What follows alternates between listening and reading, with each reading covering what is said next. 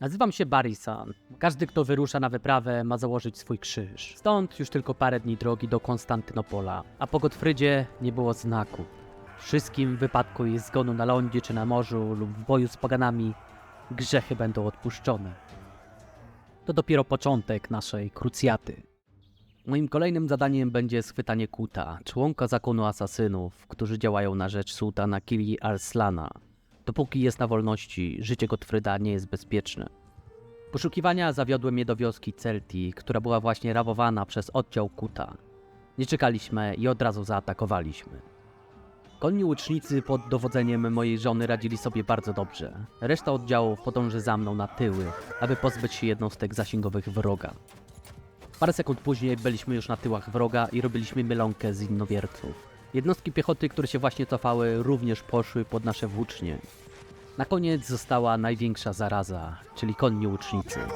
Bardzo szybkie i zwrotne jednostki strzelające. Jednak poradziliśmy sobie i z nimi. W pewnym momencie wywiązał się pojedynek z jednym z żołnierzy. Pojedynek, który ewidentnie wygrywał. Na szczęście jeden z moich kawalerzystów nadjechał i ocalił mój tyłek.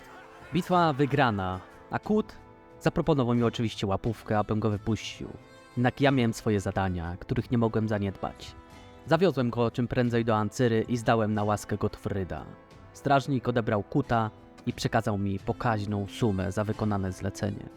Po chwili odpoczynku w mieście Gottfryd ponownie wezwał mnie do siebie z kolejnym bardzo ważnym zadaniem. Wojna z sułtanatem Rumu idzie dość dobrze, jednak niektórzy lordowie twierdzą, że niewiele z tej wojny mamy. Jakieś duże zwycięstwo na tym etapie przyniosłoby wiele dobrego. Moim zadaniem będzie zawieszenie naszych sztandarów na wieżach twierdzy Kayseri. Będzie to dość kosztowne, jednak wszelkie poniesione straty będą zrekompensowane w formie złota. A dla mnie to będzie kolejna okazja do wykazania się. Po to tutaj w końcu przybyliśmy, prawda? Aby odbić ziemię z rąk Saracenów, prawda? Cóż, na to pytanie już nie otrzymałem odpowiedzi. Jednak miałem wrażenie, że nasz cel jest powoli zatracany. A do Jerozolimy jeszcze daleka droga. Nie zaprzątając sobie tym głowy, wezwałem do mojej armii tylu lordów, ilu tylko zdołałem, w tym rodzonego brata Gottfryda, Eustachego III. Wyruszyliśmy od razu w stronę twierdzy, która leżała niedaleko Ancyry. Była to ostatnia twierdza należąca do sułtanatu Rumu, więc koniec tej wojny zdawał się być bliski. Po drodze spotkaliśmy samego sułtana, jednak ten z drobnym oddziałem nie mógł nam stawić czoła i odprowadził nas tylko do twierdzy. Zaczęliśmy ostrzał w celu zniszczenia wrogiej artylerii oraz murów. Twierdza nie miała za wiele zapasów, więc postanowiliśmy ich parę dni przytrzymać, aby obniżyć morale oraz ilość wojsk broniących. To pozwoli nam zminimalizować straty po naszej stronie.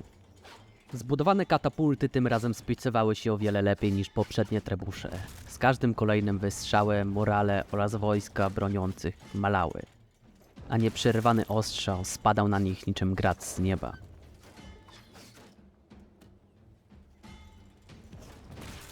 Nasze oddziały stały na tyłach za murem tarcz w bezpiecznej odległości i czekały spokojnie, aż skończy się ostrzał. Tym razem stawili się wszyscy bez wyjątku.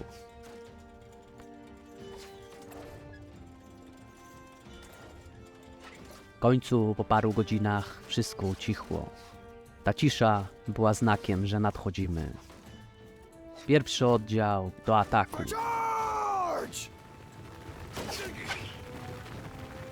Drugi oddział do ataku.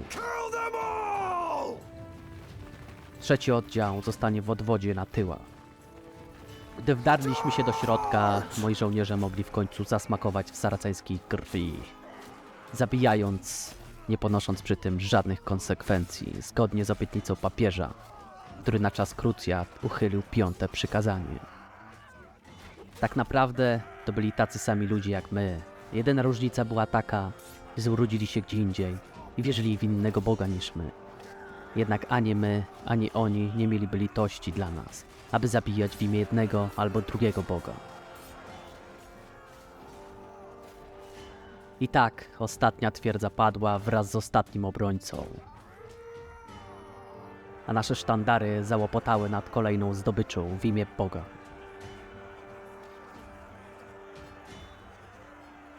Reszcie obrońców okazałem litość. Rozgościliśmy się chwilę w twierdzy, po czym zarządziłem wymarsz do Ancyry. Chwilę później jednak musieliśmy wracać, gdyż zwiadowcy donieśli o armii sułtana, która zaraz po naszym wymarszu zaczęła oblegać Kayseri. Nie mogliśmy dopuścić do straty twierdzy w takim momencie. Ruszyliśmy prosto na sułtana, aby stawić mu czoła. Nasza kawaleria szła na przodzie stawki, aby przyjąć na siebie ewentualną szarżę. Chwilę później starła się z małym oddziałem konnym, które to starcie wygrała. Sułtan stał po drugiej stronie rzeki na wzgórku i obserwował spokojnym wzrokiem, po czym dał rozkaz do ataku. Nasze oddziały starły się w końcu z główną siłą armii, która na tym terenie nie była już taka groźna. Nawet sam sułtan Kili Arslan ruszył do ataku, jednak jeden silny cios zakończył jego udział w bitwie, a jego ciało stoczyło się powoli do rzeki. Nasze sztandary ponownie łopotały dumnie na wietrze, jakby ciesząc się z kolejnego zwycięstwa, które tym razem było absolutne i decydujące. Niedługo po bitwie przybył posłaniec z propozycją pokojową. Sułtanat Rumu bez swoich ziem nie stanowił teraz żadnego zagrożenia. A twierdza Kayseri, pomimo niezadowolenia wielu, została przekazana lordowi Bohemundowi I.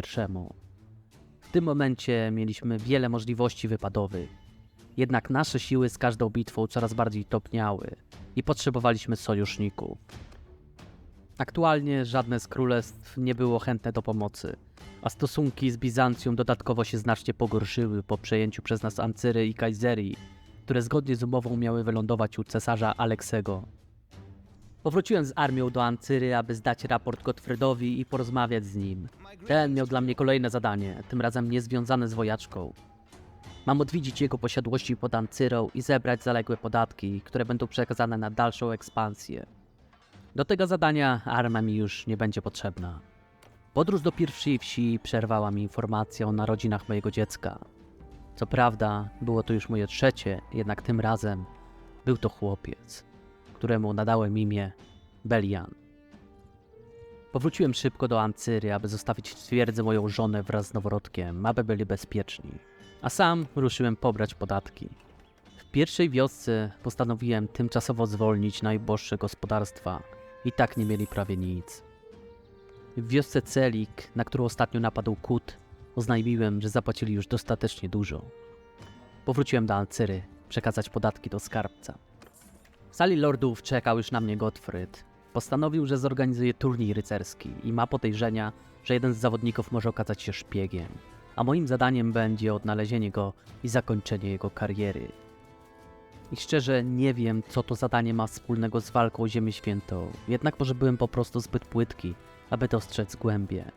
Ale miałem nieodparte wrażenie, że nasz cel główny, czyli odbicie Jerozolimy, oddala się z każdym dniem. Wyszedłem na miasto popytać ludzi, czy nie widzieli czegoś podejrzanego. Okazało się, że jakiś podejrzany typ z brodą wypytywał o stan naszych umocnień.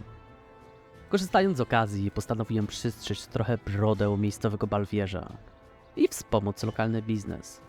Następnie dowiedziałem się, że ten sam typ z brodą i bujną czupryną nieopodal areny zadawał jakieś dziwaczne pytania. Kolejny mieszkaniec potwierdził, że wojak był młody i nie miał żadnych blizn. Odnalezienie go nie powinno stanowić problemu. Chwilę później w jednym z zaułków odnalazłem osobę odpowiadającą rysopisowi. Prosto na ulicy nie mogłem go zabić, więc wyzwałem go na pojedynek na arenie. Jego topór z mojej tarczy mógł zrobić niezłe wióry, więc posługując się dwuręcznym mieczem, który dostałem od swojego ojca, zrobiłem z jego twarzy jesień starożytności. 2 celne ciosy wystarczyły, aby padł na ziemię. Przyjrzałem mu się dobrze, rysy miał bez wątpienia arabskie. Przeszukałem go i odnalazłem dokładny spis wszystkich naszych umocnień, liczbę obrońców oraz słabe punkty w murze. Dokumenty były sygnowane jakąś nieznaną mi pieczęcią, na pewno Gottfried będzie wiedział. Wróciłem do sali lordów, aby zdać raport Gottfriedowi. Ten wiedział, co robić i krzyknął tylko: zbierać armię! Imperium Seldżuków nadchodzi.